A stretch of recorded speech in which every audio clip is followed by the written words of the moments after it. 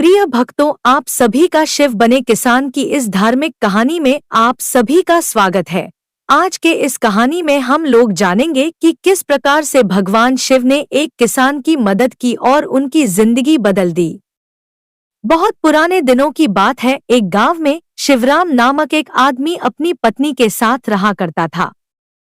वैसे तो शिवराम एक किसान था, लेकिन उस साल उस गांव में बारिश न होने के कारण सभी किसान की फसलें सूख गई थी, जिस कारण से खेत में फसल उगाने के लिए कोई साधन नहीं था।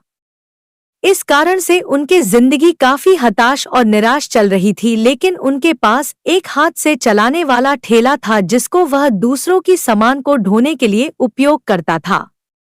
वही ठेला से उसका घर का खर्चा चल रहा था। शिवराम की पत्नी का नाम गंगा थी। वह एक बहुत ज्यादा भक्ति में लीन रहने वाली औरत थी और हमेशा भगवान शिव, भगवान ब्रह्मा तथा अन्य प्रकार के भगवानों को हमेशा याद करती रहती थी। वह हमेशा जब भी खाना बनाया करते थे तो 2 रोटी भगवान शिव के लिए तथा 2 रोटी भगवान ब्रह्मा के लिए अपने बनाए गए खानों में से निकालकर भगवान को भोग चढ़ाकर वह गौ माता को खिला दिया करती थी। यह देखकर उसका पति मतलब कि शिवराम बहुत ज्यादा नाराज हो गया था। उन्होंने कहा कि तुम इस तरह से अनाज बर्बाद करोगे तो मैं किस तरह घर चला लूंगा। तभी उनके पत्नी कहती है कि मैं अनाज बर्बाद नहीं कर रही हूँ, बस अपने कमाए गए और बनाए खाने से कुछ भगवान के लिए भी निकाल दिया करती हूँ। क्योंकि हमारे पास जो अभी कमाई का जरिया है या जो कमाई आ रहा है वह तो सभी भगवान की ही देन है, और उसमें से हम अगर भगवान के लिए थोड़ा धन निकाल मिले तो उसमें क्या दिक्कत होने वाली है। अगर भगवान हमें इतना कुछ दे रहा है। शिवराम की पत्नी गंगा कहती है कि आप भी भगवान शिव की आराधना और उनका ध्यान किया करो, इससे हमारी कमाई का जरिया ज्यादा हो जाए।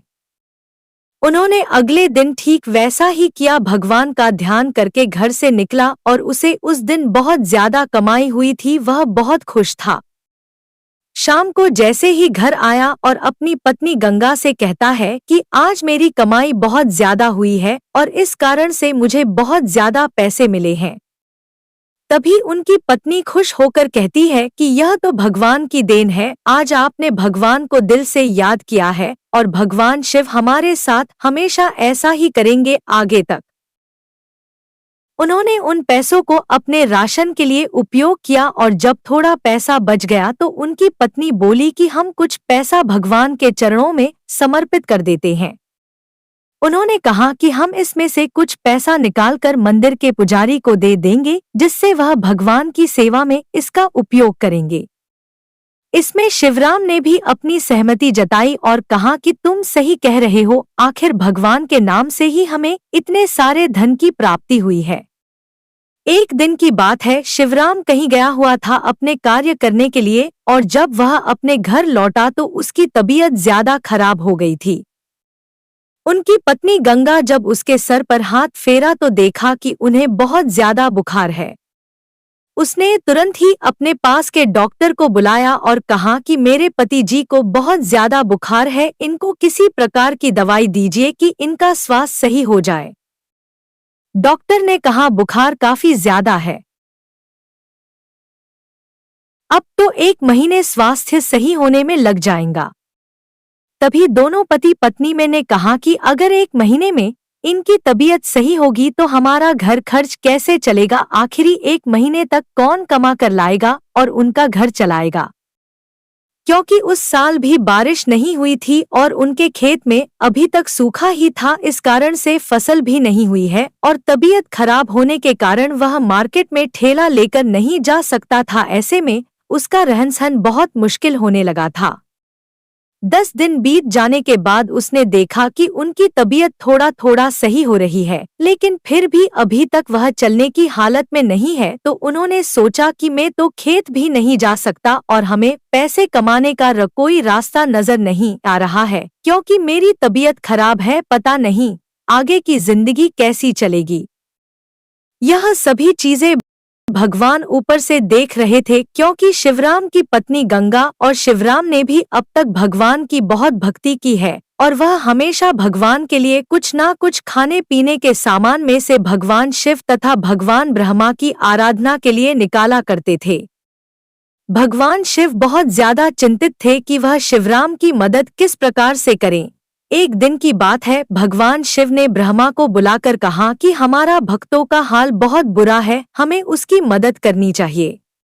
भगवान शिव ने ब्रह्मा को बुलाकर कहा कि हमारा भक्तों का हाल बहुत बुरा है, हमें उसकी मदद करनी चाहिए। उन्होंने कहा कि वह तो अभी बीमार है, चलो हम ईशा करते हैं कि उनके खेत में बारिश करवा के उसमें खेती कर बहुत सारा अनाज उगाएंगे, जिसे देखकर शिवराम बहुत खुश हो जाएगा। शिवराम अभी बीमार ही था कि उनके खेत में बारिश होने लगी थी भगवान के द्वारा, और भगवान शिव खुद ही उनके खेत में हल चलाने के लिए आए थे। उन्होंने हल चलाया, बीजों को उगाने के लिए उस खेत में बीजों को बोया, और भगवान ही उसकी देखे रेख किया करते थे और किसी को भी कुछ भी कानो कान खबर नहीं थी।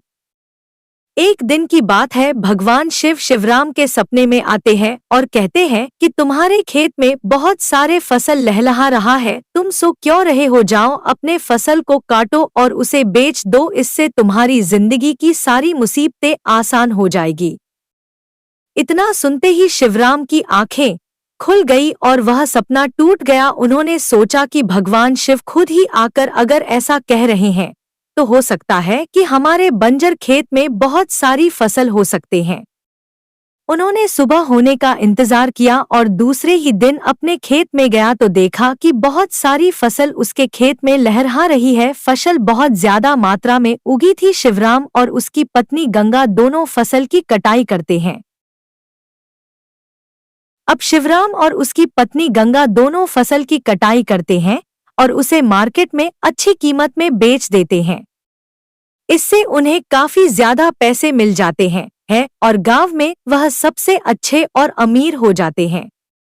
उन्होंने साफ मन से भगवान की आराधना की और कहा कि भगवान, मैं आपका शुक्रिया किस प्रकार अदा करूंगा, आपने मुझे इतनी ज्यादा धनराशि तथा फल सब्जियां से नवाजा है। मेरे खेत में जहां पर एक भी दान या एक भी पौधा नहीं बचता था, उस खेत में आपके द्वारा बहुत सारे फसल अब लगने लगे हैं। ऐसे में हमें आपका शुक्रिया किस प्रकार अदा करूं, मुझे समझ में नहीं आ रहा है।